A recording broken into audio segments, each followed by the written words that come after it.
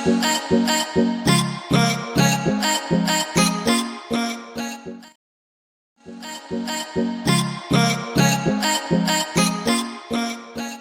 Friends, welcome to जेरफ chemistry. आज हम लोग बायो ऑर्गेनिक केमिस्ट्री से रिलेटेड बहुत ही इम्पॉर्टेंट विटामिन पढ़ने वाले हैं, जिसका नाम है विटामिन B12 और कोएंजाइम B12 कहते हैं। तो दोस्तों, इसके विटामिन के बारे में हम लोग पढ़ते हैं। तो जैसे कि दोस्तों हमें पता है कि जो विटामिन होते हैं वो ऐसे केमिकल कंपाउंड होते हैं जो कि हमें बॉडी के लिए एसेंशियल होते हैं for the proper functioning of the body and proper functioning of the brain. तो हमारे जो विटामिन है, ये एक विटामिन है, विटामिन B12। ये जो विटामिन B12 है ये एक वाटर सॉल्युबल विटामिन है। तो ये कैसा होता है, तो हमें पढ़ेंगे। फर्स्ट पॉइंट इसमें क्या है कि विटामिन B12 जो है वो कैसा विटामिन होता है, वाटर सॉल्युबल होता है। ठीक है, ये वाटर सॉल्युबल होता है और हमें बॉडी के लिए प्रॉपर फंक्शनिंग के लिए ये विटामिन B12 चाहिए होता है। ठीक है, ये हमारी बॉडी में सिंथेसाइज नहीं होता है। वाटर सॉल्युबल होने की वजह से ये हमारी बॉडी से रिमूव हो जाता है, इसीलिए हमें एक्सटर्नली डाइट में विटामिन B12 चाहिए होता है। तो विटामिन B12 करता क्या है हमारी बॉडी में, जो विटामिन B12 होगा हमारी बॉडी के लिए, हमारी बॉडी की ब्रेन्स के लिए और नर्वस सिस्टम को हेल्दी रखने के लिए ज़रूरी होता है। तो विटामिन B12 किसके लिए चाहिए होता है, proper functioning of brain and nervous system.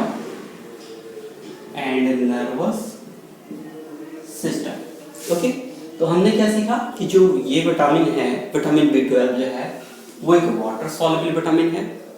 क्या काम करता है, ब्रेन और हमारे नर्वस सिस्टम को हेल्दी रखता है।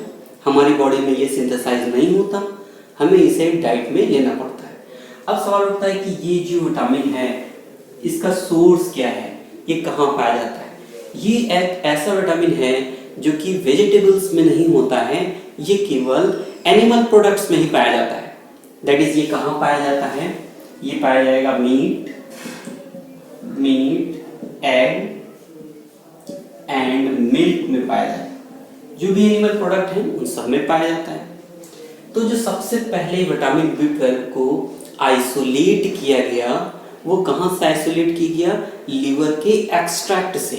तो यहाँ पे क्या होता है कि जो फर्स्ट आइसोलेट किया गया, कहाँ से, first isolated from liver extract। ये सबसे पहले लीवर एक्सट्रैक्ट से आइसोलेट किया गया। और ये जो विटामिन है ये केवल एक ऐसा विटामिन है जो कि ऑर्गेनोमेटालिक है। नेचर में पाया जाने वाला केवल एक ही विटामिन ऐसा होता है जो कि ऑर्गेनोमेटालिक है। दैट इज, ये क्या है, नेचर्स ओनली ऑर्गेनोमेटालिक कंपाउंड है। नेचर्स ओनली ऑर्गेनोमेटालिक कंपाउंड है। ओके, तो जो सबसे पहले ये एक्सट्रैक्ट किया गया लीवर से, जब ये लीवर एक्सट्रैक्ट से जब सबसे पहले आइसोलेट किया गया, तो यहाँ पर जो आइसोलेशन के बाद जो हमें प्रोडक्ट मिला, वहां पे R की जगह क्या जुड़ा हुआ था, साइनाइड जुड़ा था। इसीलिए हमने इसको नाम दिया साइनोकोबैलामीन। दैट इज, जब इसको हम आइसोलेट करते हैं तो R की जगह क्या होता है, जब साइनाइड होता है तब इस विटामिन को हम लोग क्या कहेंगे, साइनोकोबालामीन कहते हैं। दैट इज, जब हमने आइसोलेट किया तो साइनोकोबालामीन हुआ। लेकिन नेचर में जब ये पाया जाता है तो यहाँ पे साइनाइड आयन प्रेजेंट नहीं होता है। दैट इज, R की जगह साइनाइड आयन नहीं होता है।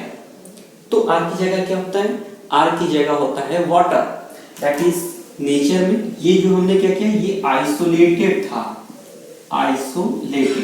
ये जब आइसोलेट किया तब हमें साइनोकोबैलामीन मिला, जहाँ पे R की जगह साइनाइड आयन था। लेकिन इन नेचर में क्या होता है, R की जगह वाटर मॉलिक्यूल होता है, और जब R की जगह वाटर मॉलिक्यूल होता है तब इस विटामिन को हम लोग एक स्पेशल नेम देते हैं, क्या कहते हैं, एक्वा कोबालामीन। क्या बोलते हैं, एक्वा कोबालामीन। दैट इज ये नेचर्स में पाया जाता है। तो ये नेचर्स विटामिन, तो ये नेचर में जो पाया जाएगा तो ये एक्वा कोबालामीन होता है। लेकिन जब हमने एक्सट्रैक्ट किया तो एक्सट्रैक्ट में हमने कुछ केमिकल यूज किए होंगे, उस केमिकल की वजह से यहाँ पे R की जगह वाटर रिप्लेस हो जाता है और साइनाइड आयन मिलता है। ठीक है, जैसे कि R की जगह जब साइनाइड होगा तब हम इसे साइनोकोबालामीन कहेंगे, R की जगह जब वाटर होगा तब हम इसको क्या कहेंगे, एक्वा कोबालामीन होगा, और जब R की जगह CH3 ग्रुप होगा तब हम इसको क्या कहेंगे, मेथिल कोबालामीन कहेंगे, मेथिल कोबालामीन कहेंगे। और जब R की जगह एडिनोसिल लिगैंड होगा, एडिनोसिल लिगैंड होगा तब हम इस एंजाइम को, इस विटामिन को हम क्या कहेंगे, तब हम इसको कहेंगे कोएंजाइम B12 कहते हैं। क्या कहते हैं, कोएंजाइम B12। तो हमें एक बात ये सिंपली पता लगी कि जब R की जगह साइनाइड है, साइनाइड कब आया, जब हमने इसको सिंथेटिक वे में आइसोलेट किया, कहाँ से, लीवर के एक्सट्रैक्ट से, तब साइनाइड आयन यहाँ पे लग गया, तब इसको हमने कहा साइनोकोबालामीन। जब नेचर में जो प्रेजेंट था तो वहां में R की जगह वाटर मॉलिक्यूल था, इसीलिए हमने इसको एक्वा कोबालामीन कह दिया। जब R की जगह CH3 ग्रुप लगा दें तब इसे हम कहेंगे मेथिल कोबालामीन, और जब R की जगह एडिनोसिल लिगैंड लगा दें तब हम इसको क्या कहेंगे, विटामिन B12 कहेंगे। ओके, अब हम लोग पढ़ लेते हैं इसके बारे में, इसके स्ट्रक्चर के बारे में भी थोड़ा पढ़ लेते हैं। तो स्ट्रक्चर के बारे में अगर हम देखें कि यहाँ पे क्या है, एक रिंग है, ऐसी एक मैक्रोसाइक्लिक रिंग है। ये जो मैक्रोसाइक्लिक रिंग है किससे रिजेंबल कर रही है, हीमोग्लोबिन मॉलिक्यूल की पोरफायरिन रिंग से रिजेंबल कर रही है। लेकिन यहाँ पे एक चीज देखने वाली बात ये होगी कि ये तो एक टेट्रापायरॉल सिस्टम है। इस टेट्रापायरॉल सिस्टम में देखिए यहाँ पे मीथेन ब्रिज है, लेकिन एक यहाँ पे मीथेन ब्रिज यहाँ पे कम है। दैट इज, जो इस रिंग को हम लोग क्या बोलते हैं, जो इसके अंदर प्रेजेंट है विटामिन B12 में, इसको हम लोग कोरिन रिंग बोलते हैं। ओके, और कोरिन रिंग जैसे कि आप देख सकते हैं यहाँ पे एक मेथिन ब्रिज कम है, इसका मतलब जो कोरिन रिंग है वो पोरफायरिन रिंग के कंपैरिजन में कम कॉन्जुगेटेड है। That is, corrin ring in the vitamin B12 is lesser conjugated than the porphyrin ring present in the hemoglobin molecule। Okay, तो चलिए दोस्तों आगे बढ़ते हैं इसके कुछ और स्ट्रक्चर के बारे में। सबसे पहली बात हम करते हैं विटामिन B12 की। तो जो विटामिन B12 है, विटामिन B12 है, ये नेचर में पाया जाता है, और सबसे पहले जब ये आइसोलेट किया गया तो ये लीवर से आइसोलेट किया। विटामिन B12 ऐसा होता है, नेचर ओनली ऑर्गेनोमेटालिक कंपाउंड।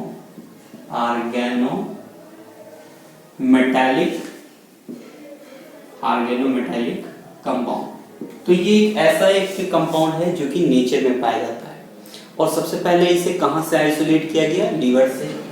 और ये क्या होता है, and first isolated from liver. ठीक है, तो ये एक ऐसा विटामिन है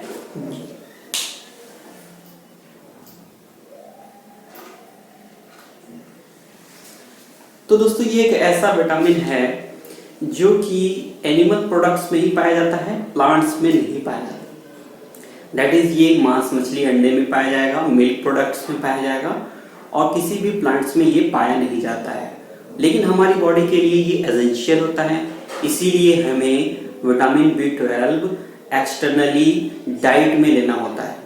ओके, तो विटामिन B12 जो होता है वो वाटर सॉल्युबल विटामिन है, दैट इज हम इसको स्टोर नहीं कर सकते। दैट इज हमें पर डे डाइट में विटामिन B12 चाहिए ही होता है। ये हमें कहाँ से मिलता है विटामिन B12? इसके सोर्सेज हैं animal products, that is milk product में होंगे और किस में होंगे? फिश में and the animal products. Okay, तो जो विटामिन B12 है वाटर सॉल्युबल विटामिन है, हम बॉडी में इसको स्टोर नहीं कर सकते। विटामिन B12 की अगर कमी हो जाए तो विटामिन B12 की कमी से एक डिजीज हो जाती है जिसको हम लोग परनीशियस अनीमिया कहते हैं। ओके, तो विटामिन B12 की जो डेफिशिएंसी है वो क्या काज करती है? Pernicious anaemia. और विटामिन B12 अगर हम सफिशिएंट अमाउंट में लेते हैं तो विटामिन B12 हमारे किस लिए यूज होता है? विटामिन B12 यूज होता है for the proper functioning of our brain. हमारे ब्रेन को ये हेल्दी रखता है और नर्वस सिस्टम को भी ये हेल्दी रखता है। दैट इज विटामिन B12 जो होता है, विटामिन B12 किसको हेल्दी रखता है? ब्रेन को, brain and nervous system, nervous system. तो विटामिन B12 जैसे कि आप देख सकते हैं, विटामिन B12 जो है वो हमारे ब्रेन और नर्वस सिस्टम को स्ट्रॉन्ग रखता है। अगर ये इसकी कमी हो जाए तो क्या होगा? ये चीज वीक हो जाएगी। दैट इज जो डिफिशियंसी है विटामिन B12 की, डेफिशिएंसी है, डेफिशिएंसी एक डिजीज काज करती है जिसको हम लोग बोलते हैं क्या? परनीशियस अनीमिया बोलते हैं।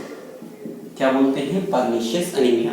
दैट इज हमें ये पर डे डाइट में हमें चाहिए होता है। कहाँ पाया जाता है ये विटामिन B12? एनिमल प्रोडक्ट्स में पाया जाता है, दैट इज मांस, मछली, अंडा और दूध में पाया जाएगा। अगर इस विटामिन B12 ब्रेन और नर्वस सिस्टम को हेल्दी रखता है। इन द केस अगर विटामिन B12 की हमारी बॉडी में कमी होती है तो एक डिजीज हो जाती है जिसको हम लोग परनीशियस अनीमिया कहते हैं। ये परनीशियस अनीमिया क्या होता है? जैसे कि नेम से पता लग रहा है कि अनीमिया हो जाता है, दैट इज यहाँ पे हमारी RBCs की जो काउंट है वो कम हो जाती है। तो परनीशियस अनीमिया के सिम्टम्स क्या होते हैं? थकान होगी, थकान होती है और ब्लड में कमी आ जाती है, that is low level of RBC में कमी हो जाती है। और क्या होता है? फैटिग, थकान होती है, फैटिगनेस होती है एंड डिजीनेस होती है। और क्या होता है? Memory loss, confusion and depression होता है, डिप्रेशन। तो हम आप समझ सकते हैं कि जो विटामिन B12 है कितना जरूरी है हमारी बॉडी के लिए, कि अगर विटामिन B12 की कमी हो जाती है तो परनीशियस अनीमिया हो जाती है, जिसमें ब्रेन प्रॉपर फंक्शन नहीं करता है, इसलिए कंफ्यूजन और डिप्रेशन हो जाता है। साथ ही साथ हमारे बॉडी में RBCs की कमी हो जाती है, थकान होती है और एक क्या चीज़ होती है? ब्रेथलेसनेस होती है, दैट इज सांस लेने में दिक्कत होती है। तो हमारी बॉडी के लिए विटामिन B12 बहुत ही जरूरी होता है। तो दोस्तों इसके स्ट्रक्चर के बारे में अब हम लोग पढ़ते हैं थोड़ा सा। तो यहाँ पे जो मेटल है वो कौन सा मेटल है? वो कोबाल्ट है और इसका कोऑर्डिनेशन नंबर क्या है? कोऑर्डिनेशन नंबर बराबर है 6। ओके, यहाँ पे 4 पायरोल रिंग लगी हुई हैं, उनके 4 नाइट्रोजन एटम कोऑर्डिनेटेड हैं मेटल से और 5th कोऑर्डिनेशन साइड ऑक्यूपाई है इमिडाजोल के नाइट्रोजन एटम से और 6th कोऑर्डिनेशन साइड पे एक R ग्रुप होता है। तो यहाँ पे क्या होता है? कोबाल्ट एटम है और ऑक्सीडेशन स्टेट कितनी है? कोऑर्डिनेशन नंबर 6 है। ये जो कोबाल्ट है इसकी ऑक्सीडेशन स्टेट कितनी होती है? +3 होती है। और ये किस इन्वायरमेंट में होता है? ऑक्टाहेड्रल इन्वायरमेंट में होता है। ऑक्टाहेड्रल इन्वायरमेंट होगा तो आप देख सकते हैं ऑक्टाहेड्रल इन्वायरमेंट में क्या होगा? ये D2G ऑर्बिटल होगी और ऊपर की EG ऑर्बिटल होगी। हमें पता है कि जो कोबाल्ट होता है +3 स्टेट में D6 कॉन्फ़िगरेशन होता है और ये जनरली +3 ऑक्सीडेशन स्टेट में लो स्पिन कॉम्प्लेक्स का फॉर्मेशन करता है। दैट इज इस विटामिन में जो 6 ये इलेक्ट्रॉन होंगे कहाँ होंगे, वो T2G ऑर्बिटल में यहाँ पे पेयर कर रहे होंगे। तो T2G ऑर्बिटल में 6 इलेक्ट्रॉन हैं जो कि सारे के सारे इलेक्ट्रॉन पेयर्ड हैं। इस केस में सारे इलेक्ट्रॉन पेयर्ड होने की वजह से ये जो कॉम्प्लेक्स होगा वो कैसा होगा, डायमैग्नेटिक होगा। और जब ये डायमैग्नेटिक होगा तो EPR और ESR इनएक्टिव होगा। EPR ESR इनएक्टिव होगा। क्योंकि EPR ESR इनएक्टिव इस क्यों होगा, क्योंकि ये डायमैग्नेटिक, पैरामैग्नेटिक होता तो EPR और ESR एक्टिव होता। और एक चीज में खास बात देखने वाली बात ये है कि यहाँ पे जो रिंग लगी हुई है, जो मैक्रोसाइक्लिक रिंग है, ये मैक्रोसाइक्लिक जो रिंग होती है, इस रिंग को विटामिन B12 में एक स्पेशल नेम देते हैं। क्या नेम देते हैं, कोरिन रिंग कहते हैं। क्या बोलते हैं, कोरिन रिंग। तो ये कोरिन रिंग है। ओके, ये जो कोरिन रिंग है विटामिन B12 में, ये किस कलर की होती है, रेड ब्राउन कलर की। ठीक है, तो ये भी आपसे क्वेश्चन आ सकता है कि किस कलर की, रेडिश ब्राउन कलर की है।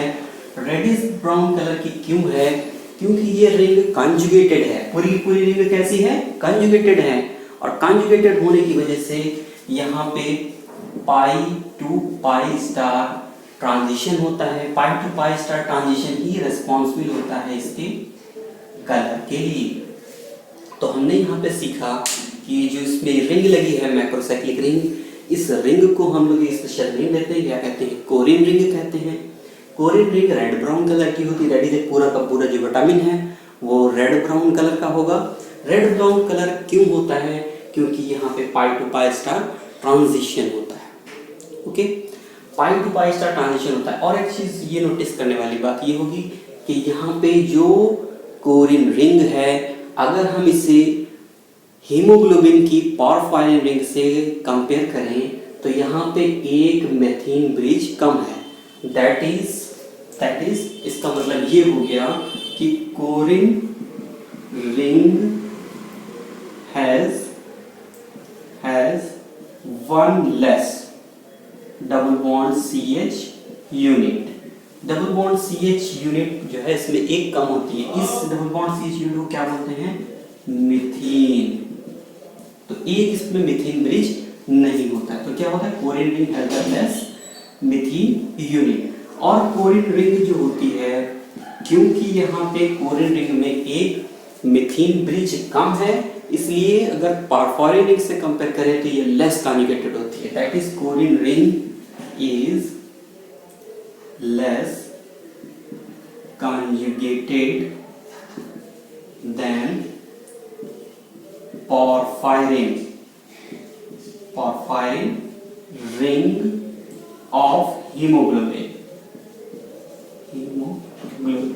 तो हीमोग्लोबिन से कंपेयर करते हैं तो ये क्या होता है, ये लेस कॉन्जुगेटेड है as compare to porphyrin ring of the haemoglobin. तो दोस्तों आगे और बढ़ते हैं, इसके बारे में और इन्फॉर्मेशन पढ़ते हैं। तो दोस्तों अभी हम लोगों ने पढ़ा कि इसमें जो कोबाल्ट एटम है, कोबाल्ट की ऑक्सीडेशन स्टेट कितनी होती है, +3 होती है और ये लो स्पिन ऑक्टाइडल एनवायरनमेंट में होता है। अब हम लोग ये पढ़ते हैं कि जो कोबाल्ट की ऑक्सीडेशन स्टेट है, यहाँ पे विटामिन B12 में जो कोबाल्ट है वो किस स्टेट में है, कोबाल्ट +3 स्टेट में है और लो स्पिन है। अगर हम इसको 1 इलेक्ट्रॉन रिडक्शन करें, दैट इज एक इलेक्ट्रॉन अगर इसमें ऐड किया जाए तो ये क्या बन जाता है, विटामिन B12 रिड्यूस्ड बन जाता है। B12 रिड्यूस्ड फॉर्म बन जाता है। Small R is denote for the reduced form.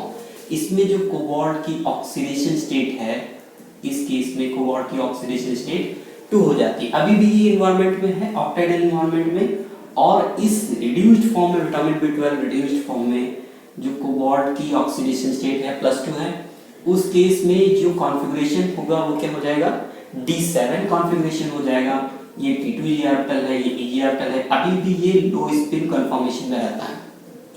तो देख सकते हैं कि 2 इलेक्ट्रॉन 6 इलेक्ट्रॉन जो है वो T2g ऑर्बिटल को ऑक्यूपाई करते हैं, लेकिन जो नेक्स्ट इलेक्ट्रॉन आता है, जो एक्स्ट्रा इलेक्ट्रॉन यहाँ पे ऐड हो रहा है, वो ऐड होता है dz स्क्वायर ऑर्बिटल में। तो यहाँ पे dz स्क्वायर ऑर्बिटल में एक अनपेयर्ड इलेक्ट्रॉन आ गया। ये जो फॉर्म है इसको हम लोग क्या बोलते हैं, रिड्यूस्ड फॉर्म बोलते हैं। ये रिड्यूस्ड फॉर्म एक अनपेयर्ड इलेक्ट्रॉन होने की वजह से कैसा हो जाता है, पैरा मैग्नेटिक हो जाता है, और पैरा मैग्नेटिक हो जाएगा तो EPR और ESR एक्टिव हो जाएगा, क्योंकि ये पैरा मैग्नेटिक मॉलिक्यूल हो गया।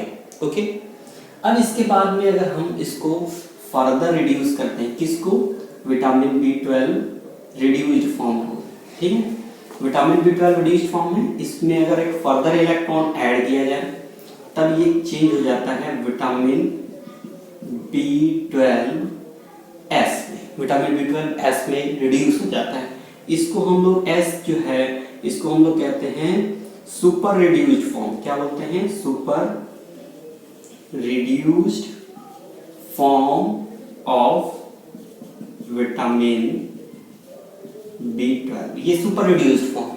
दैट इज यहाँ पे जो एक्स्ट्रा इलेक्ट्रॉन आ गया वो कहाँ चला जाएगा, dz स्क्वायर ऑर्बिटल में चला जाएगा। अभी भी ये क्या है, ये इसमें क्या होता है, सुपर रिड्यूस्ड में कोबाल्ट की जो ऑक्सीडेशन स्टेट है वो 1 होती है, और ये जो कोबाल्ट की ऑक्सीडेशन स्टेट 1 होती है, तो उस केस में भी ऑक्टाहेड्रल एनवायरनमेंट होगा, और ये Eg ऑर्बिटल और ये कौन सी होगी, T2g ऑर्बिटल।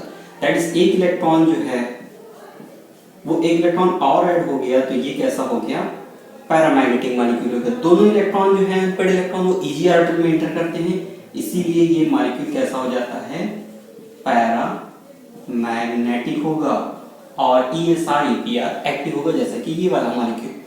ये जो सुपर रिड्यूस्ड फॉर्म है विटामिन B12 का, एक बात ये नोटिस करने वाली होगी कि सुपर रिड्यूस्ड फॉर्म है विटामिन B12 का। आप देख सकते हैं इसमें इलेक्ट्रॉन डेंसिटी काफी हाई है, और जब भी इलेक्ट्रॉन डेंसिटी काफी हाई होगी किसी भी मॉलिक्यूल में, तो वो मॉलिक्यूल कैसा हो जाता है, nucleophilic. That is the cobalt atom in the super reduced form of the vitamin B12 is highly nucleophilic. तो यहाँ पे जो कोबाल्ट एटम है वो हाईली न्यूक्लियोफिलिक हो जाता है। एक चीज ये देखने वाली बात होती है कि विटामिन B12 जो कि सुपर रिड्यूस्ड फॉर्म है, ये क्या है, सुपर रिड्यूस्ड फॉर्म है vitamin B12 super reduced form. इसमें क्या होता है, R ग्रुप जो यहाँ पे देख रहे हैं ये रिमूव हो जाता है। अब जब ये रिमूव हो जाएगा तो ये कोबाल्ट एटम है वो 5 कोऑर्डिनेटेड ही रहेगा। That is vitamin B12 super reduced form is penta coordinated. कैसी होती है, पेंटा कोऑर्डिनेटेड। तो ये मॉलिक्यूल पेंटा कोऑर्डिनेटेड ही रहता है। पेंटा कोऑर्डिनेटेड होने की वजह से जो विटामिन B12 सुपर रिड्यूस्ड है, इसमें कोबाल्ट जो एटम होगा इसमें केवल 4 नाइट्रोजन एटम पारोल के लगे होंगे, और एक इमिडाजोल का नाइट्रोजन एटम कोऑर्डिनेटेड होगा। R ग्रुप यहाँ एब्सेंट होगा, दैट इज पेंटा कोऑर्डिनेटेड होगा। और जब ये R ग्रुप एब्सेंट होता है तो super reduced penta coordinated species है, इसको एक स्पेशल नेम देते हैं। वो नेम क्या है, इसको हम लोग कहते हैं कोबालामीन कहते हैं, कोबालामीन। तो सिंपली कोबालामीन क्या हुई, जब विटामिन B12 से हम R ग्रुप को रिमूव कर दे तो जो हमें पेंटा कोऑर्डिनेटेड स्पीशीज मिलेगी कोबाल्ट की, उसको हम लोग क्या कहेंगे, उसको हम लोग कहेंगे कोबालामीन कहेंगे। ठीक है, तो हमें ये पता चला कि विटामिन B12 सुपर रिड्यूस्ड जो है वो एक पेंटा कोऑर्डिनेटेड स्पीशीज है जिसमें R ग्रुप एब्सेंट होता है, उसको हम लोग कोबालामीन कहते हैं। तो दोस्तों आगे बढ़ते हैं, इसके स्ट्रक्चर के बारे में और पढ़ते हैं।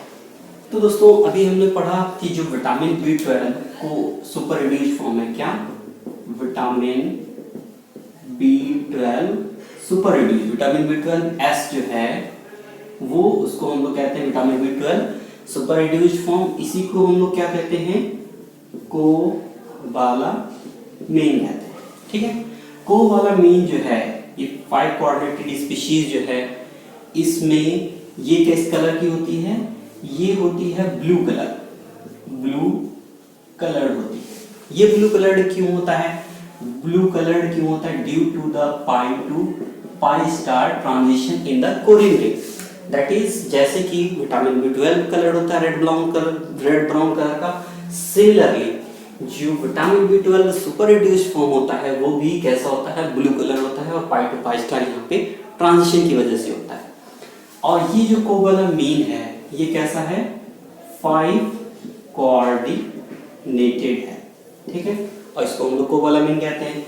जब इसको ये हाईली कैसी है? हाईली न्यूक्लियोफिलिक है। अब इसकी अगर हम रिएक्शन कराएं कोई एल्किल हैलाइड से, तो हाईली न्यूक्लियोफिलिक होने की वजह से जो R ग्रुप है इसका एल्काइलेशन हो जाएगा कोबाल्ट एटम का, और एल्काइलेशन होने के बाद ये क्या बना देगा?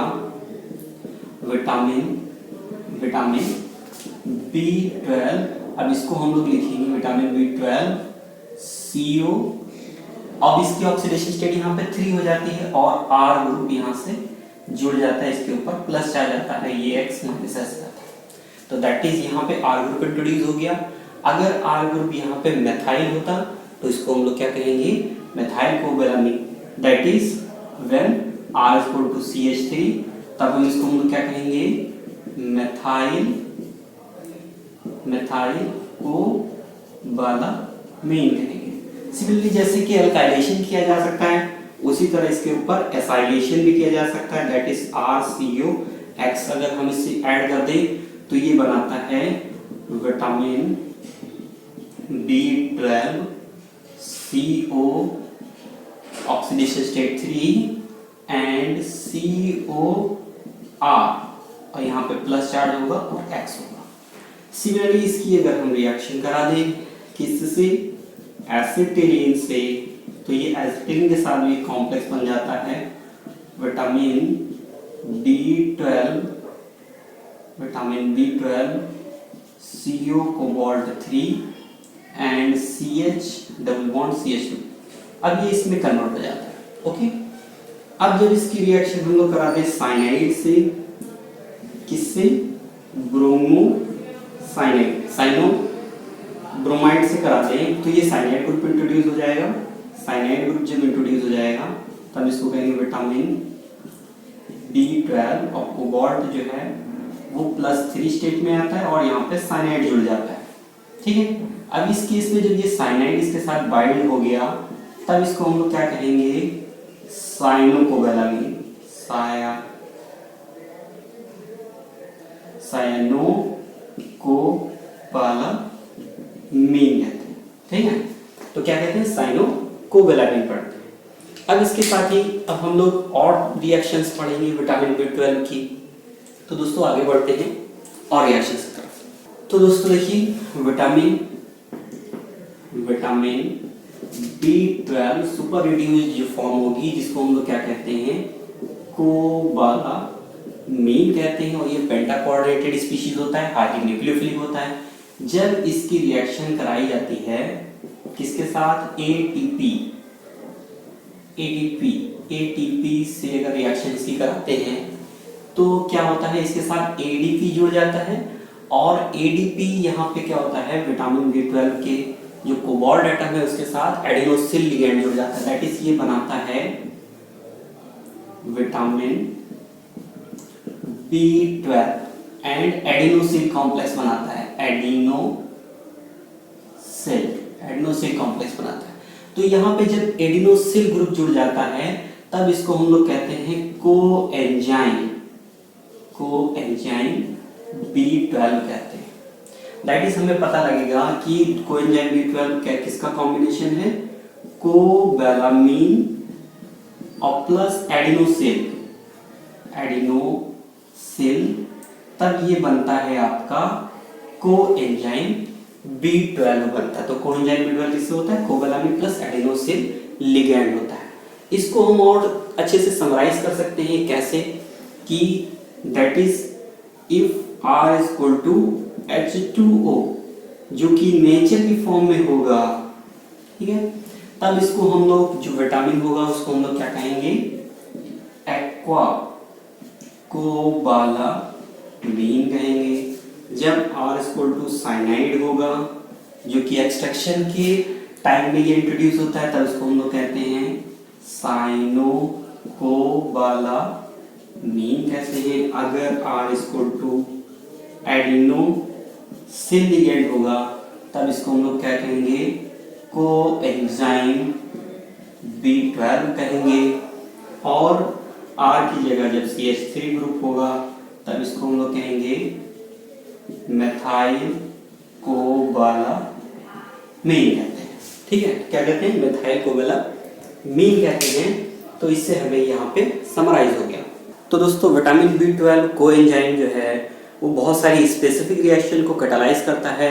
तो उन रिएक्शंस को हम लोग पढ़ते हैं कि ये कौन सी रिएक्शंस को कैटालाइज करता है। तो विटामिन B12 और इसको हम लोग कहते हैं विटामिन B12, ये कैटालाइज करेगा कौन कौन सी रिएक्शंस को। यहाँ पे vitamin B12 catalyzes the following reactions। ठीक है, विटामिन B12 क्या क्या कैटालाइज करता है, दैट इज ये अगर मान लीजिए कोई X ग्रुप यहाँ पे लगा है और ये हाइड्रोजन लगा हुआ है, तो देखिए यहाँ पे इनकी जो पोजीशन है ये क्या है, 1,2 पोजीशन है। 1,2 पोजीशन किसी भी ग्रुप में विटामिन B12 यहाँ पे अगर होगा, विटामिन B12 होगा तो इनकी पोजीशन को ये एक्सचेंज कर देता है। दैट इज इस कार्बन पे जिससे X ग्रुप लगा था वहाँ हाइड्रोजन लग जाएगा और जहाँ पे हाइड्रोजन लगा था वहाँ पे X ग्रुप लगा। ये कार्बन नंबर 1 एंड ये carbon number 2। That is it can catalyse the exchange of 1-2 groups. Okay, और क्या करता है विटामिन B12 कैटालाइज करता है RNA को, ये कन्वर्ट कर देता है DNA में। क्या करता है, RNA को DNA में कन्वर्ट करता है। RNA ग्रुप में हमें पता है कि जो राइबोस टाइप की जो शुगर होती है उसमें एक OH ग्रुप होता है। कौन सा ग्रुप होता है, OH ग्रुप होता है। इस OH ग्रुप को CHOH ग्रुप होता है। इस CHOH ग्रुप को ये कन्वर्ट कर देता है CH2OH ग्रुप जो कि DNA में होता है। तो हमें ये पता लगा कि RNA को DNA में कन्वर्ट करता है, उसमें CHOH ग्रुप कन्वर्ट हो जाता है CH2 ग्रुप में। और इसका क्या काम होता है विटामिन B12 का, विटामिन B12 का काम होता है कि ये मेथाइल ग्रुप को इंट्रोड्यूस कर देता है। तो विटामिन B12 जो है, फॉर एग्जांपल अगर कोई हम अमीनो एसिड्स लेते हैं जैसे कि CH2 CH2SH CH COOH, ये मान लीजिए कोई अमीनो एसिड है, यहाँ पे एक NH2 ग्रुप लगा हुआ है।